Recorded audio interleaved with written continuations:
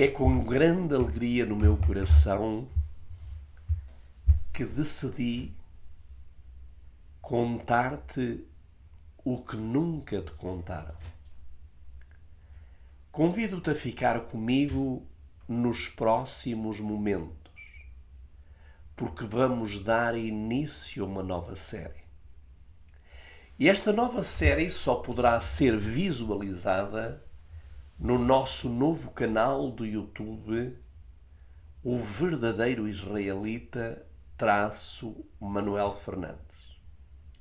Se ainda não és subscrito do nosso canal, porque ele é um canal recente, é o momento de o fazeres e ajudar-nos a crescer este canal, para que aquilo que vamos contar não fique apenas para ti, mas que seja transmitido àqueles que tu mais amas. Além disso, gostaria imenso que fosse um canal com muitos comentários, que ali tu pudesses expressar a tua opinião, dizer aquilo que achas dos temas do canal e também poder sugerir outros temas que gostarias de visualizar neste nosso novo canal. Mas sem mais demoras, e porque o tempo é curto, vamos então para o estudo.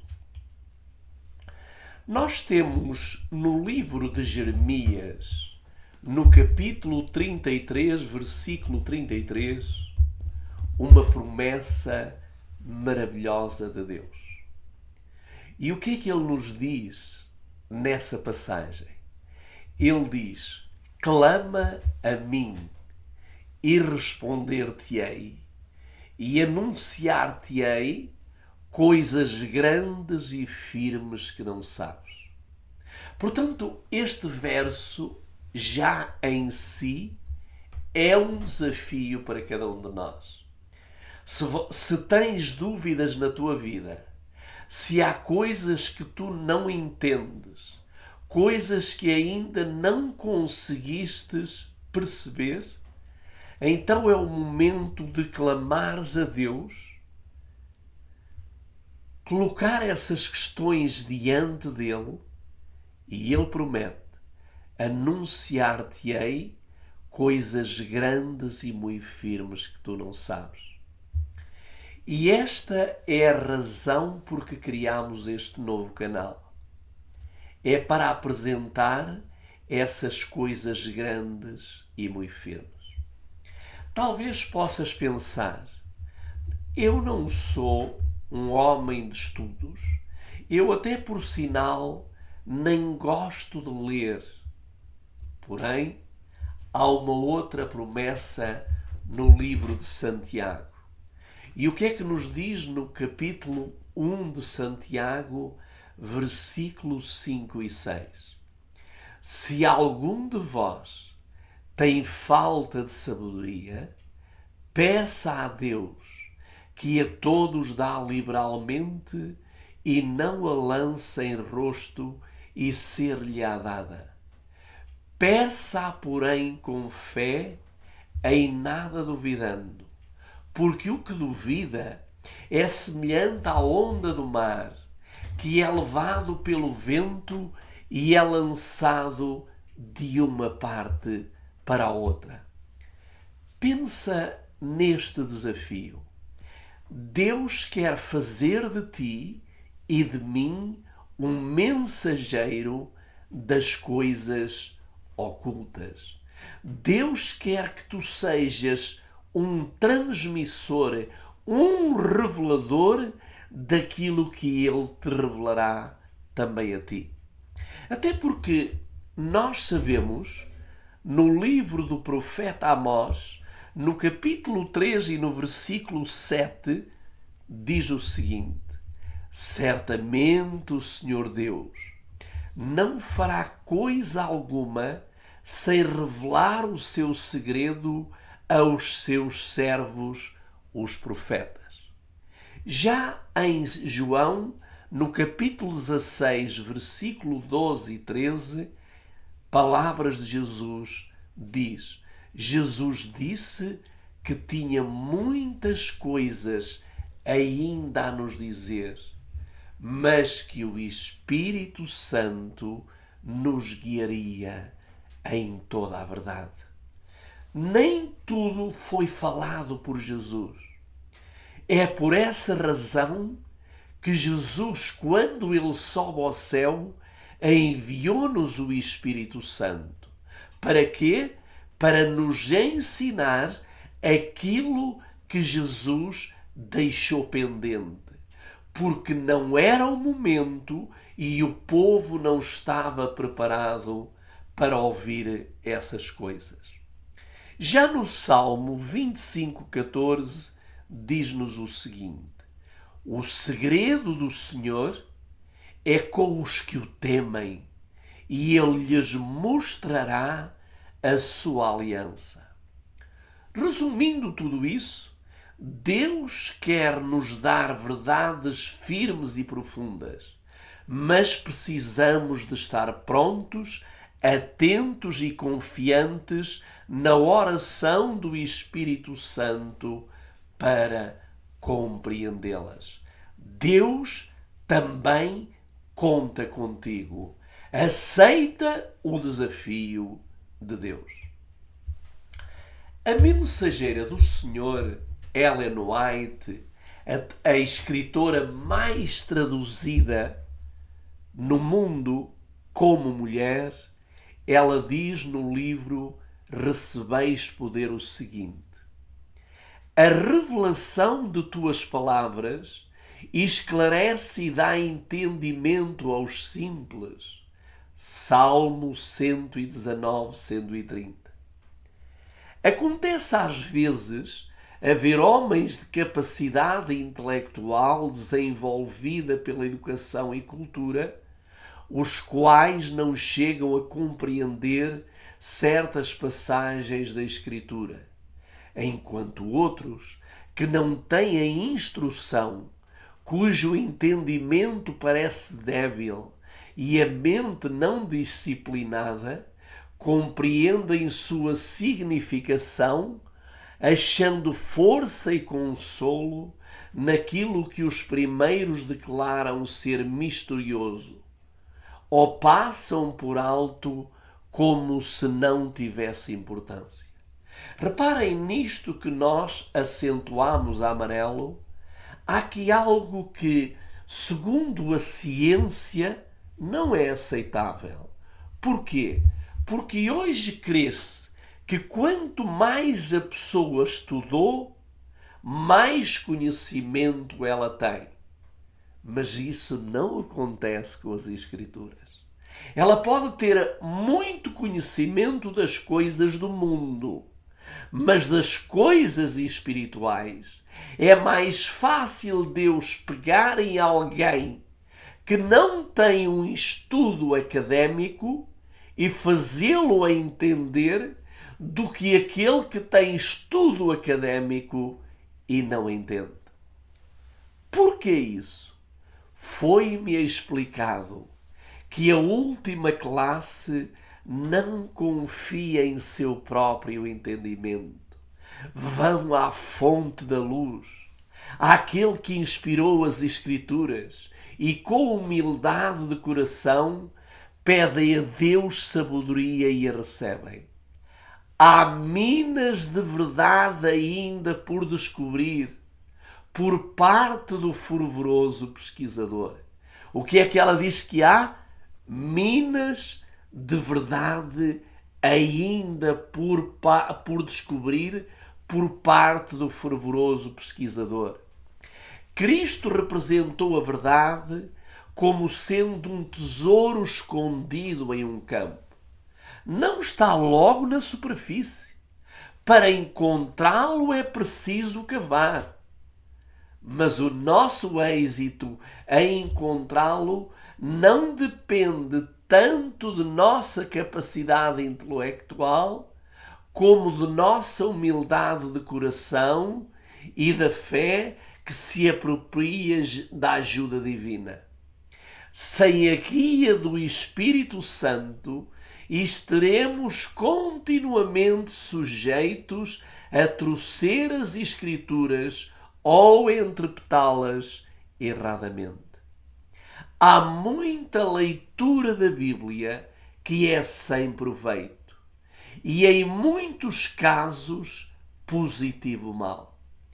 Quando a palavra de Deus é aberta sem reverência e sem oração, quando os pensamentos e afeições não se fixam em Deus ou não estão em harmonia com a sua vontade, o espírito se envolve em dúvidas e no próprio estudo da Bíblia se fortalece o ceticismo.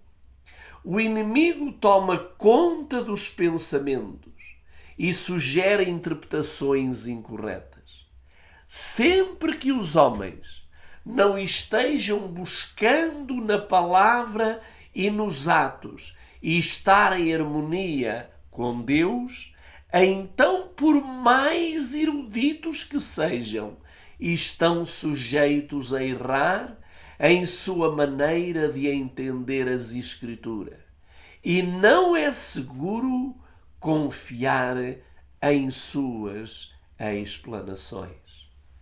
Querido amigo, o que conta para Deus não é a sabedoria humana. O que conta para Deus é a sabedoria que tu pedes a Ele para conhecer e cavar no poço da verdade, e Ele te concede. Por isso não é seguro confiar naqueles que dizem que mais sabem e que mais formação têm.